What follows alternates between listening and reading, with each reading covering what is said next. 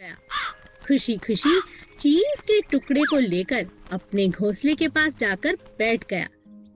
तभी वहां से सोमी लोमड़ी निकली और उसकी नजर कालू कौवे पर पड़ी। कालू के मुंह में चीज का टुकड़ा देखकर सोमी लोमड़ी के मुंह में पानी आ गया और किसी भी तरह चालाकी से अब वो वह टुकड़ा पाना चाहती थी। तभी उसके दिमाग में एक उपाय आया और उसने कालू से कहा, कालू दोस्त, तुम कैसे हो? अच्छा हुआ तुम मिल गए। मैं बहुत दिनों से तुम्हें ढूंढ रही हूँ। सच, तुम जैसा सुंदर कौवा पूरे जंगल में नहीं है और तुम्हारी सुंदर आवाज सुनने को मेरे कान तरस रहे। तुम कितना मधुर गाते हो, तुम्हारा रंग कितना प्यारा है। तुम बहुत ही अच्छे कौवे हो। तुम्हारा जैसा कौवा पूरे जंगल में नहीं है। मैंने कभी किसी कौवे को इतना अच्छा गाते हुए नहीं सुना। आज तुम कुछ अच्छा सा गाकर मुझे सुना दो प्लीज। कालू अपनी इतनी तारीफ सुनकर मन ही मन बहुत खुश हो गया। जैसे ही उसने गाने के लिए मुंह को खोला, चीज का टुकड़ा जाकर नीचे गिर गया। सोमी लोमड़ी ने जैसा सोचा था वैसा ही हुआ और वो चीज का टुकड़ा उठाकर भाग खड़ी हुई। बेचारा कालू।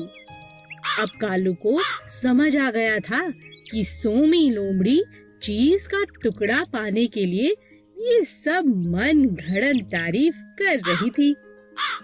बेचारा कालू अपने चीज के टुकड़े से हाथ धो बैठा। चींटी और हाथी। रानी चींटी बहुत मेहनती थी। सभी चींटियां रानी चींटी की बात को मानती थीं। मिलजुल कर वे अपना घर बना रही थी। उसी जंगल में अप्पू नाम का एक हाथी भी रहता था जो बहुत शैतान था। वह सभी जानवरों के साथ बहुत मस्ती करता था। जब चींटियों का घर बनकर तैयार हो गया तब वे अपने लिए खाना जमा करने लगी। तुम लोग इतनी मेहनत क्यों करते हो? कितना थक जाते होंगे। मैं अपनी सूंड से तुम्हारे घर को कभी भी नष्ट कर सकता हूँ। ये मेरे बाएं हाथ का खेल है। ऐसा कहकर अप्पू ने अपनी सूंड में पानी भरना शुरू किया। कुछ पानी पिया और कुछ चींटियों पर डाला। रानी चींटी को बहुत बुरा लगा। उसने कहा, हम बहुत दिनों से इतनी मेहनत कर रहे हैं अप्पू, पानी डालकर हमारी मेहनत को बर्बाद मत करो। मैं जो चाहूँ कर सकता हूँ। तुम बहुत घमंडी हो अप्पू। हम सभी जानवरों को मिलजुल कर जंगल में रहना चाहिए। हम सब एक दूसरे के काम आ सकते हैं। तुम इतनी छोटी चींटी, तुम मेरी कोई मदद नहीं कर सकती। कुछ दिनों बाद जंगल में एक शिकारी आया। उसने अप्पू को पकड़ने के लिए जाल फैलाया और अप्पू उस जाल में फंस गया। तभी रानी चींटी की नजर शिकारी पर पड़ी। उसने अप्पू हाथी की जान बचाने की सोची। वह अप्पू के पास गई और बोली, अप्पू दोस्त, घबराओ नहीं। मेरा दोस्त चूहा तुम्हारा जाल काट देगा और इस शिकारी को तो मैं मजा चखाती हूँ।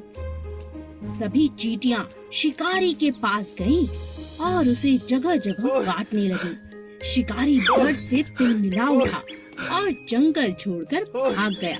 चूहे ने अप्पू का जाल काट दिया।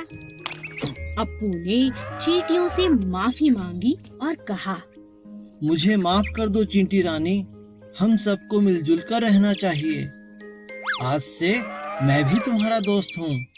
आलसी तोता। एक पेड़ पर दो तोते रहते थे, किट्टू और मिट्ठू। एक बहुत आलसी और दूसरा बहुत ही समझदार था। एक दिन समझदार तोते ने देखा कि पेड़ की जड़ से एक बेल निकल गई है जो पेड़ का सहारा लेकर चढ़ती जा रही है। अरे देखो, हमारे पेड़ पर एक बेल ऊपर की तरफ आ रही है। चलो मिलकर इसे काट दें। मुझे तुम्हारी सहायता चाहिए दोस्त। मैं अकेले इस बेल को नहीं काट सकता। आज तो मैं बहुत थका हुआ हूँ, हम कल काट लेंगे। ठीक है दोस्त, पर हम कल इसे जरूर काट लेंगे। अगले दिन फिर से तोते ने मिट्ठू को आवाज लगाई। मिट्ठू मिट्ठू देखो, बेल तो दिन प्रतिदिन लंबी होती जा रही है। आओ इसे काट दें। कहीं शिकारी आ गए तो इसके सहारे हमारे बच्चों तक पहुंच जाएंगे। तुम्हें इतनी जल्दी क्या है, कर लेंगे। मिट्ठू तुम बात को समझो, अभी तो बेल नाजुक है, मिलकर हम इसे काट सकते हैं। अगर ये सख्त हो गई तो इसे काटना बहुत मुश्किल होगा। ऐसा करते करते कई दिन निकल गए और बेल पक्की हो गई। तोता रोज मिट्ठू को आवाज लगाता, लेकिन मिट्ठू कोई ना कोई बहाना बनाकर टाल देता। किट्टू तोता अपने बच्चों को लेकर दूसरे एक ऊंचे पेड़ पर जाने को मजबूर हो गया, क्योंकि उसे पता था कि मजबूत बेल के सहारे कभी भी शिकारी आकर उसके बच्चे ले जा सकते हैं। मिट्टू, मैं अपने बच्चों के साथ दूसरे एक ऊंचे पेड़ पर रहने जा रहा हूँ। क्या तुम भी चलोगे?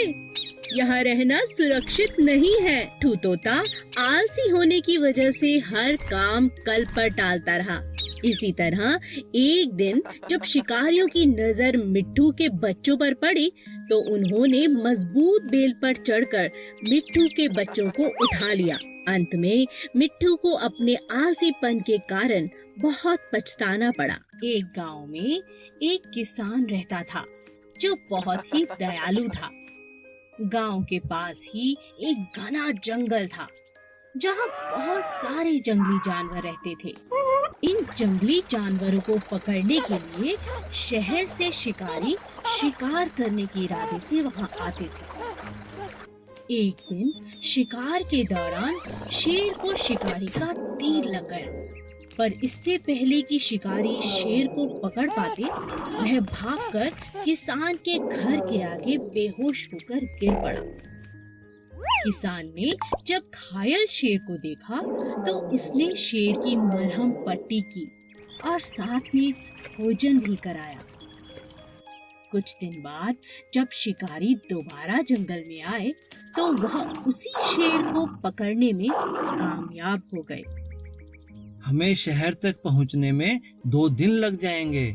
शेर तो मांसाहारी होता है, क्यों ना इसे जंगल से कुछ शिकार करके खिला दें। हाँ हाँ,